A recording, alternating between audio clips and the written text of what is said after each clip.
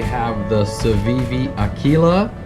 This is in tan. We also have this in the green and black forms.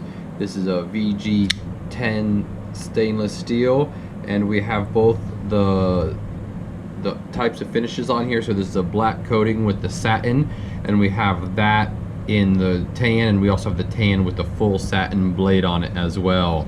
Again, a great little cutout on here. I can't manage to Spidey flick that one. Oh, except I do it that time. That's hilarious. Well, that's the first time. And it has a gold stainless steel liner in here. So this is a liner lock, and you'll see that release right there.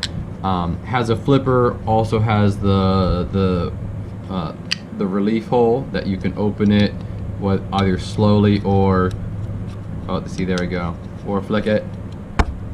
I'm stubborn. There we go. That was a good one.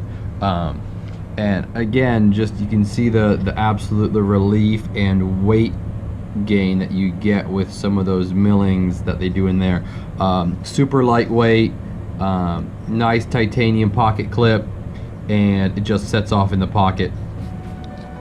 That's the Civivi Aquila.